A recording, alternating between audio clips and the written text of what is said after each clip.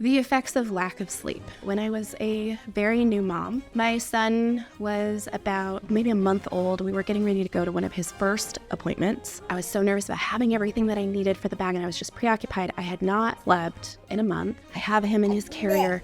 I have the diaper bag. I've got all my things. I get my coffee. I walk out to the parking lot. I put him in his car seat in the back. I buckle him all in, and I sit down in the front seat. It was about 2 o'clock in the afternoon, and I look down, and I'm not wearing pants. I walked outside in the middle of the day, and I didn't feel all the air on my skin. I was that out of it. Thank goodness I had a shirt on. I made it that far, but I didn't have pants on. Anyways, lack of sleep is real, and it can really do crazy things to you.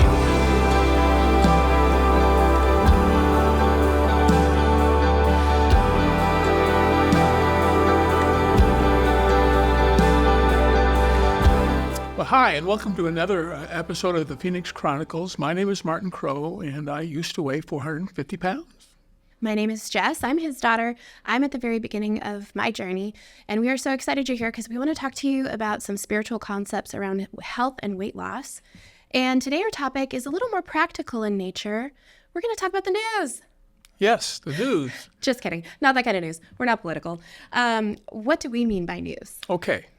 Well, we call our program The Journey, and we do that because it is a lifelong journey, a place that you're going to be navigating very many different things.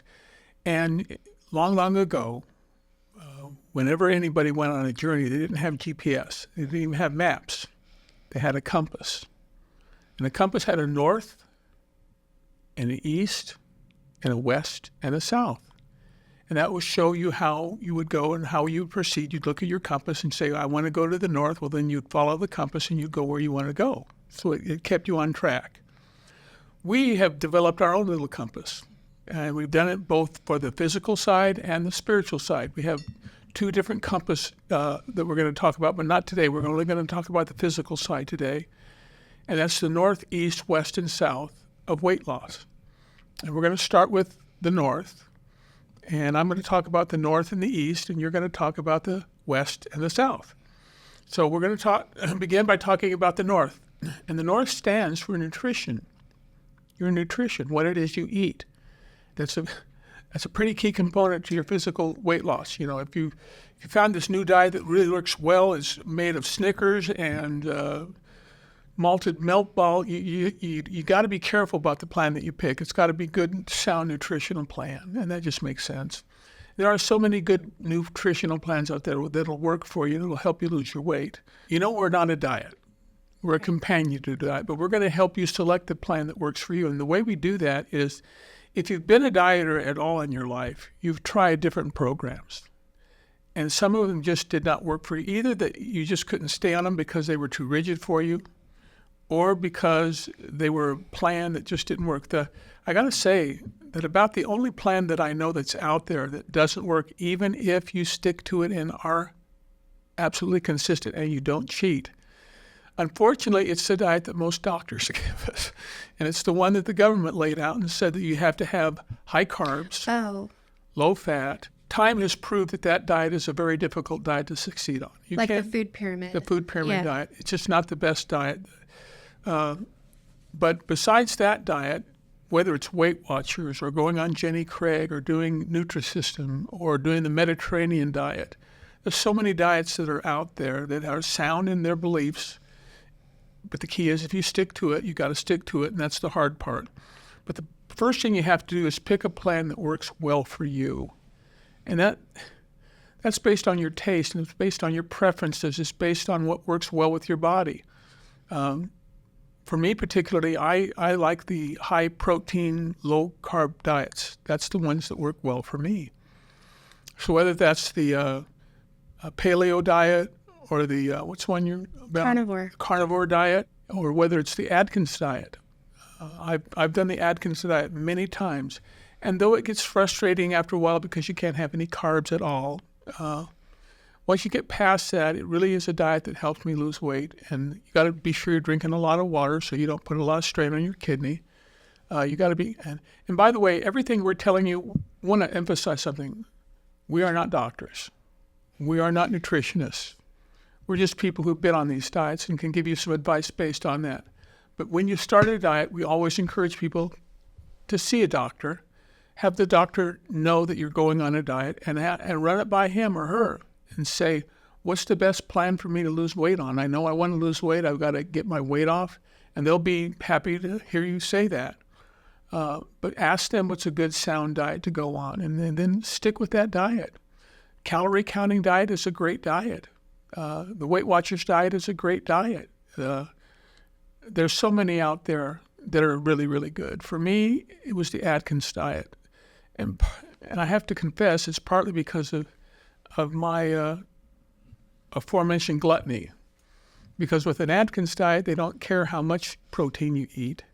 They just have you eat only proteins and keep your carbohydrate intake way down to a minimum, like 25 grams of carbs or 50 grams of carb per day. That's not a lot of carbs. You pick up 10 just walking down the street and breathing.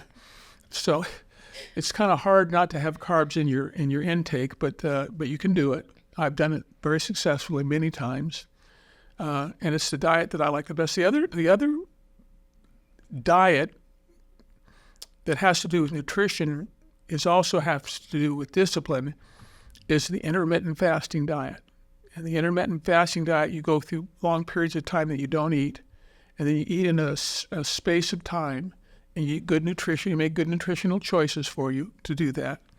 That's a way that you can lose weight as well. Those are the two things that I use most often, and I put them together. I do the Atkins type of diet, but I do intermittent fasting because I've only got a little bit more to lose, and it's really my body's fighting me like crazy on these last few pounds.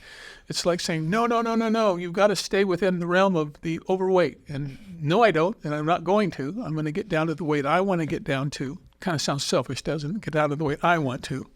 But that's what I'm going to do, and I'm going to keep doing that using the intermittent fasting concept. One of the things I want to stress to you is avoid the internet fad-type diets that are out there, and they're out there a lot.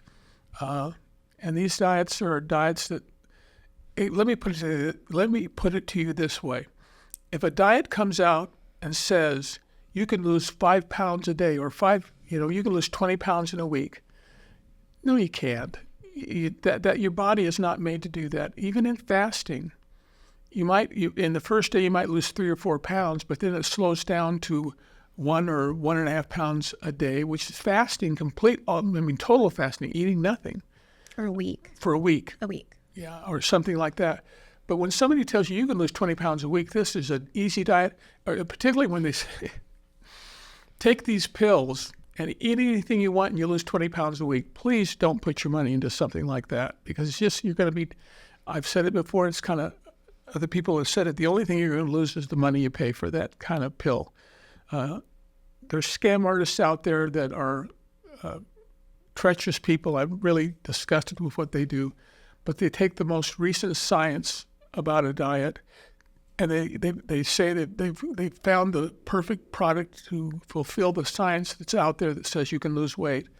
And then they put stuff in the pill that has nothing to do with that at all. It just, because it's not checked by the FDA or anything like that. They just put stuff in a pill and say, take this and it'll be a successful thing. And they tell you to buy 6 bottles at a time because they give you a better price that way.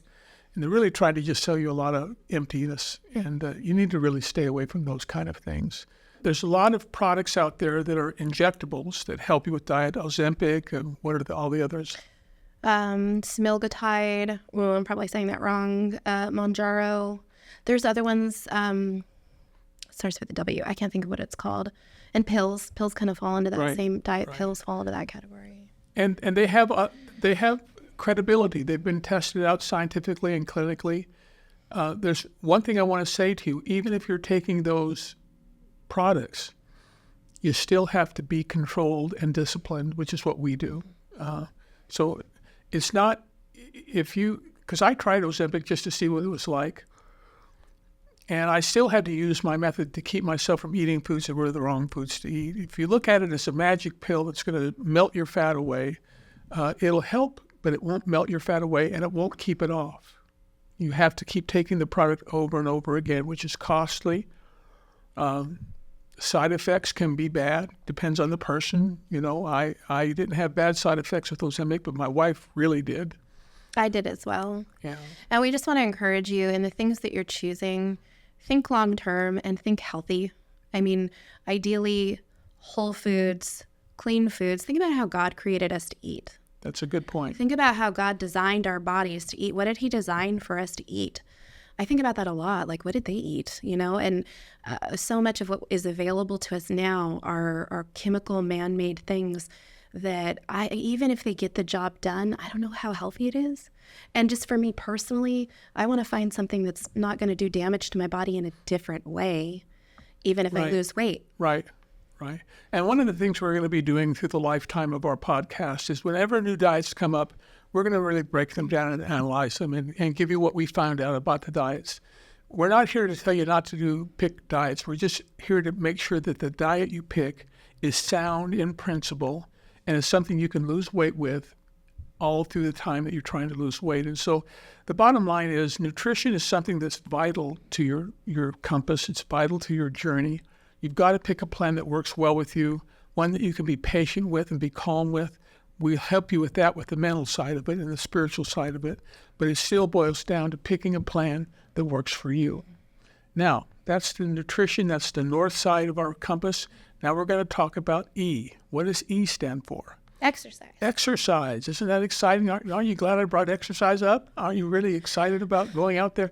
You know, and I want to start by saying we're not talking about marathons. We're not talking about you getting ready to do a marathon, although I will tell you that even at 660 pounds, I was a dynamic marathoner. I was really good at marathons. Of course, they were candy bars, and I was really good at eating those marathon bars. But we're not talking about you trying to do something that's overly aggressive in your exercise portion, because the exercise that you enter in upon needs to be something you can sustain. You've got to be able to do it over and over and over again, and it's something that can be fun.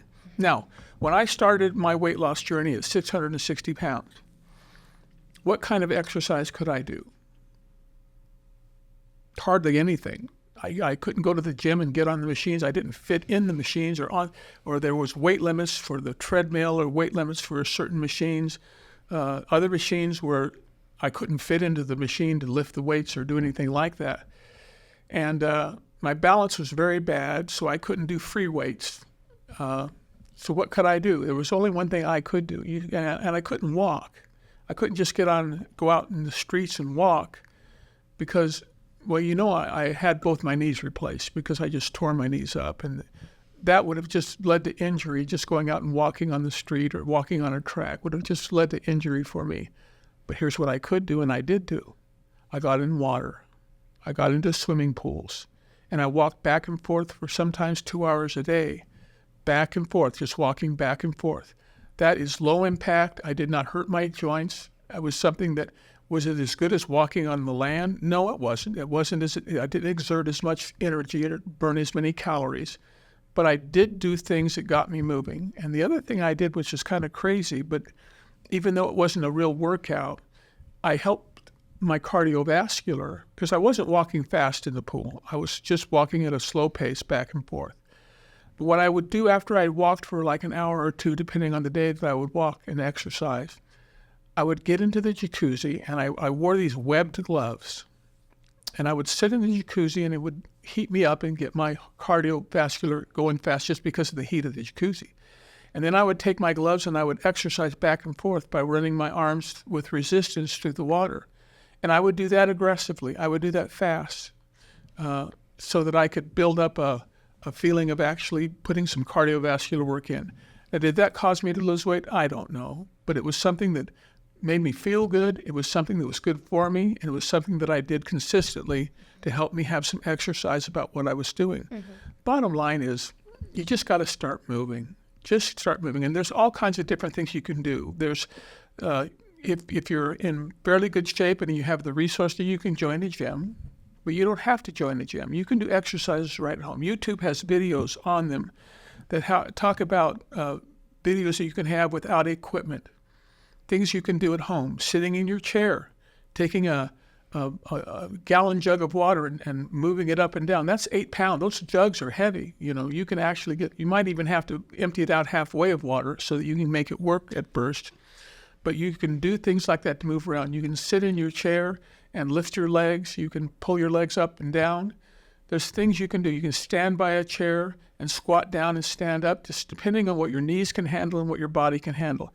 But just get moving. Get your body going to where it's going to move around for you and help you in so many ways. And it helps you in so many ways. Exercise releases endorphins in your mind, in your brain. It makes you feel good when you exercise. It gives you all kinds of mobility. One of the things that happens when you get real heavy like I did, and I know that most of the people I'm talking to have no relation to a 660-pound man, but if you're 200 or 300 pounds and you want to lose weight, well, one of the things that happens when you get real heavy is you stop your mobility. You stop moving around easily, and that kind of makes you have, I call them crinkly joints. They just don't work well for you the way that you want them to work. But by moving at all, just moving a little bit, one of the things I did when I began to lose weight, and I wasn't 600 pounds, so I would walk around in my house. It wasn't like it was better than walking outside, but it was more than walking in water. But the bottom line is there's all kinds of things you can do. One of the things you really want to do when you get better at it is to do physical weightlifting, because it's really good to help build the density of your bones. That's really good for you to do.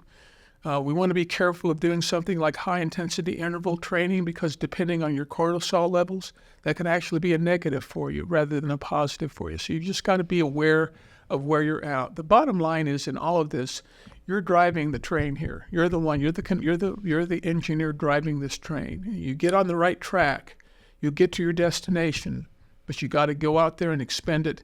And it's like a steam engine train. You got to throw the coal in and get the fire going and burn that thing up so you can move that thing down the road. So that's the first two. The nutrition and the exercise are the first 2 points on the compass that you have to do in order to be successful in your weight loss. Awesome. Well, we're going to take a really quick break, and when we come back, we're going to talk about the last 2 letters in our acronym. See you soon.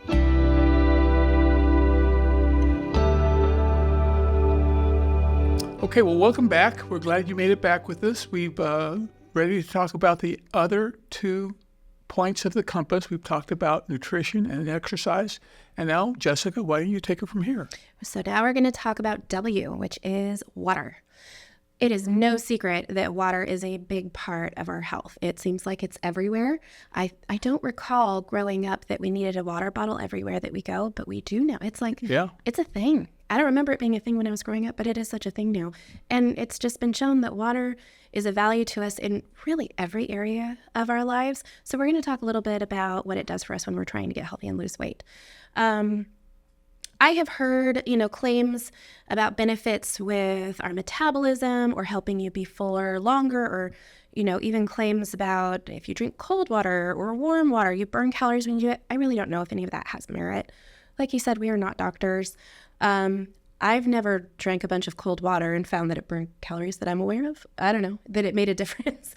So I don't know if any of that's true. Here is one way that I do think water really does help, and that is flushing out toxins. Right. Toxins has been kind of a big word lately, and I asked my doctor about it, and she explained to me kind of what it means, or what it means in relation to me wanting to lose weight. So what I learned is that the fat on our bodies, adipose tissue, it stores toxins that our body doesn't use. If you eat or ingest or breathe in or perfume chemicals that our bodies cannot use, they can either be filtered out, or if they just kind of have nowhere to go, our body stores it in our adipose tissue.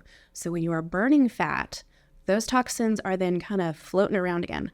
Drinking tons of water is going to help pull that out of your body so that it doesn't get redeposited in your adipose tissue. So just be aware, when you are burning weight, you also have a lot of toxins flowing around in there too. So that's one thing that I think is really beneficial about it. Another is hydration. Everything is benefited by hydration. Our digestive system, our joints, our brain, our skin. So when you're losing weight, you want to have elasticity in your skin. Water is going to help that. I mean, to a point, we kind of lose a lot of elasticity in our skin and there's nothing we can do, but it helps. I think that with all of this, I mean, it makes me think when I was reading about it, about how Jesus calls himself the living water. Yeah.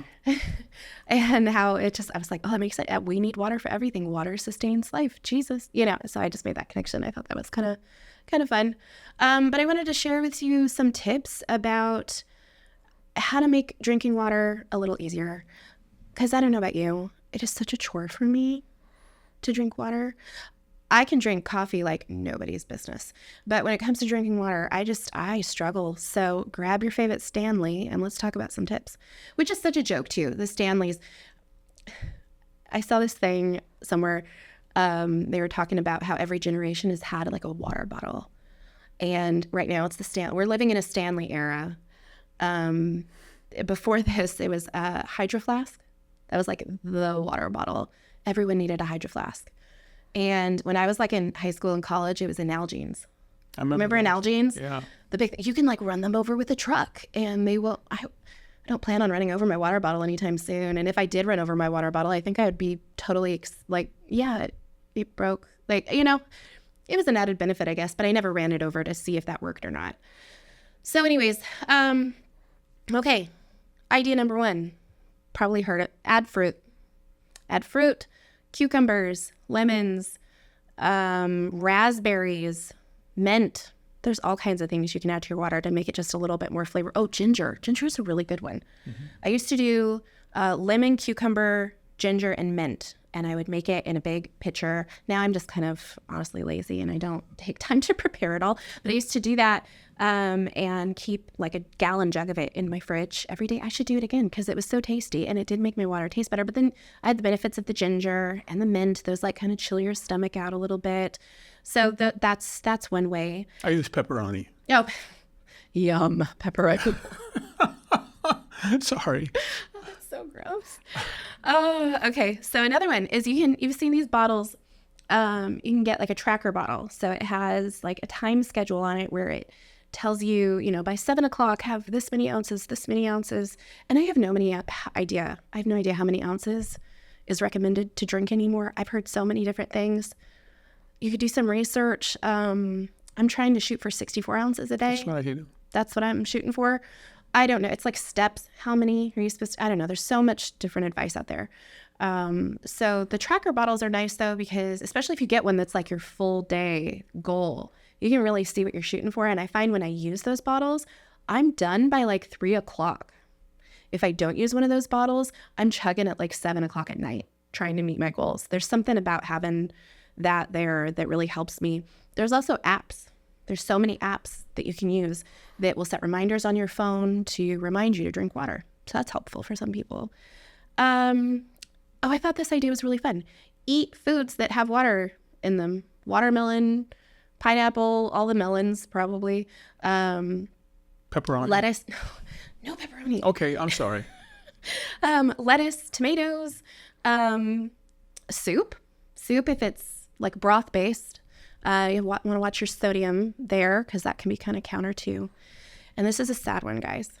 Caffeine does not count as water. Coffee, it does not count as water. It actually has dehydrating effects. So if you are going to drink caffeine, try and supplement that with water in addition to what you normally do. So I'm not going to admit to you how much coffee I've had today, but I'm going to try and drink water in addition to my 64 ounces for that, because all of our organs, all of our systems need water to carry out their processes. So your kidneys need water from your body to carry out the processes it does every day. So if we are dehydrating it with something, we need to make sure that we are replenishing it just so we can keep everything functioning. Mm-hmm. That's a good thing. And when you get a hunger pain, this is very interesting to me. I learned about this from a nutritionist a really long time ago. Try drinking water first, especially if it's like, I shouldn't be hungry. I just ate like an hour ago. I really don't think I should be hungry yet. Try drinking water first. But the way my nutritionist explained it is sometimes when we are very, very, very thirsty and we are used to ignoring our thirst signals, like dry mouth, our body can have like a hunger pain feeling, but it's actually thirsty. So try drinking some water first and see if those hunger pains don't go away. Just give it a shot. Okay, our next acronym letter is S, which stands for sleep. I laugh that I'm getting this topic because I have so much to say about it. I really went through some big sleep struggles, honestly, before I ever got pregnant. But ever since I got pregnant and had my son, my sleep has never been the same. It is something that I have spent a lot of time researching, practicing how to sleep well, how to fall asleep. So I have a lot to share with you about it. And I will share with you, first of all, the effects of lack of sleep. I will tell you a story about when I was a very new mom. My son was about, maybe a month old. We were getting ready to go to one of his first appointments. It was one of the first times I was going out by myself. Like, my husband was back at work at that point, and I was going to be going out by myself. And I was so nervous about going out by myself for the first time with him in the car and going to this appointment. And I was so nervous about having everything that I needed for the bag, and I was just preoccupied. I had not slept in a month, hardly, really sporadic times. And when I was sleeping, I wasn't sleeping well because I had that like mom ear, and everything I heard, I thought he was stirring or waking up or crying. And so I was constantly waking up. Anyways, I get my son ready. I have him in his carrier. I have the diaper bag. I've got all my things. I get my coffee. I'm walking out to the car. I was in an apartment at that time. We were living in an apartment. So I walk out to the parking lot. I put him in his car seat in the back. I buckle him all in, put the diaper bag in the passenger seat, walk around my car, and I sit down in the front seat. It was about 2:00 in the afternoon, and I look down, and I'm not wearing pants. Oh, my goodness. I walked outside in the middle of the day, and I didn't feel all the air on my skin. I was that out of it. I had shoes on. Thank goodness I had a shirt on. I made it that far, but I didn't have pants on. So I'm sitting there looking down at my bare legs, and I'm looking all around. Did anybody see me? Anyways, lack of sleep is real, and it can really do crazy things to you. Wow. So getting sleep right is something I have invested a lot of time in because I don't want to be walking around without pants anymore. That's a good call. Mm-hmm. So there are lots of different things. There's all different kinds of sleep practices and studies. First thing I'll just kind of mention are sleep aids. Not being a doctor, I think sometimes sleep aids are super valuable for people who are having some serious sleep deprivation issues. There's things like Lunesta, Ambien, melatonin, ZQuil, Unisom. That's the other one. To be honest, I've tried all of these, and I've had varying different experiences with all of them. I think sometimes they're totally necessary. I had some reactions that were beneficial. Melatonin did nothing for me, but I know it works. It works for you and Mom, doesn't it? I don't do melatonin. Oh, okay. It works for some people. It doesn't work for all.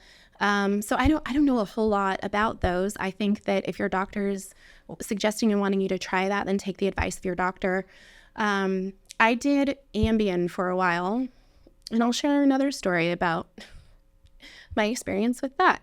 I was sleeping. I was able to fall asleep with it, but I started doing things in my sleep that I didn't remember. And I woke up one morning, and I'm not particularly active on social media, but I found that I had more notifications on my phone than I knew what to do with. I was like, what happened? And apparently, in a half awake state, I did a Facebook post ranting about Venus shaving commercials and the lunacy of them. I just went off in this is ridiculous. Why are they making that girl sit on a rock in the middle of the ocean to shave her legs? Who would do that? It's salty. It would burn. There's sand everywhere. Why would you do that? I just went off on it. And I mean, it was funny. And a lot of people commented on it, but what it made me realize is like, if I'm doing this, what am I going to do next? And so I stopped taking it because that was a little nerve-wracking for me. Yeah. Funny. And I repost it every time it comes up because it is hilarious. But so just, if you're going to try these things, just be careful and make sure you maybe have someone who can make sure that you're staying safe. Because I know with sometimes people can drive or do something crazy on some of those medications. Wow. So I don't know how much sleep is recommended. Kind of the same thing we're talking about, how much ounces of water to drink, how many steps to take. You know, I shoot for 7 or 8 hours of sleep a night, but honestly, that's a big accomplishment for me. If I can get that, that can be really hard for some people. Sleep has so many benefits for us, though, and let's talk about why that's important for weight loss. When we are well rested and we're getting enough functional sleep and the systems in our body are having time to rest and recuperate, our bodies are able to run all of those functions that they have to do when we're in a resting state, which is great. It's been shown to improve our metabolism and our hormone balances. So that's great. And then on the reverse side of that, lack of sleep can affect those things in a negative way. Another thing is when we get good sleep, we are typically going to have more energy and have better brain function, which is very, very beneficial when you are trying to make good choices about healthy eating. When I am tired, I can be in a kind of robotic state where I am just acting out of habit or out of pattern. And if I'm trying to change those habits, it can be really difficult. I can all of a sudden be grabbing something out of my fridge that I don't want to have, and I'm not even thinking about it because I'm tired. I know that we can all probably know that what it feels like when you wake up and you've had good rest, that you're functioning better. You're a little more on it. You have more energy to do what you need to do, and you have clarity of mind to do it. So I'm going to talk about some of the things I do to help me sleep better and things that I've researched that have helped. Number one is get a sleep routine. So this can be anything. This can be reading your Bible. This can be prayer time, journaling, reading a book, stretching or meditation, whatever works for you. The idea is you want to just get in a habit of doing the same kind of things every night. And what that does is it starts to signal to your brain when you get into these habits, oh, it's going to be bedtime soon. And your brain just starts to prepare for that. So that's a really great thing. Number two, and this one's really hard for me, is screens. I love watching documentaries at night. After my son goes to bed, I just kind of have it on my phone and with me when I'm doing stuff around. But studies have shown at this point that it does not help for sleep if we're on our screens. So, and by screens, that means tablets, TVs, phones, computers, anything that has like that blue light effect. So they recommend that you get off of that 30 minutes to an hour before you want to go to sleep. And that's just going to help prepare yourself for going to sleep. My third tip is actually an app that I use almost every night, and it's called Soul Space. Soul, like your soul, and then space. You can download that in the App Store. I have the free version, and what it is it is a faith-based meditation app. So similar to other meditation apps, it's going to do a guided meditation that walks you through relaxation and deep breathing. But what I love about it is that it is focused on God, and it is focused on his promises, his security, it helps me remember if I'm like laying in bed and I can't sleep because my brain's going bananas or I'm worried about something. I turn this on and it just helps me relax and remember who's in control. And that gives me so much peace and helps me go to sleep. The free version is like a 7-minute meditation. If you want to do the extended version, it's like a 30-minute meditation. And I think it's like $30 for the year or something, but I highly recommend checking that out. Number 4, I'm just going to encourage you to chill out. What I've noticed when I was actually preparing for this is it's very similar to when you're trying to train a toddler how to sleep. You want to make the room dark, so get off of screens.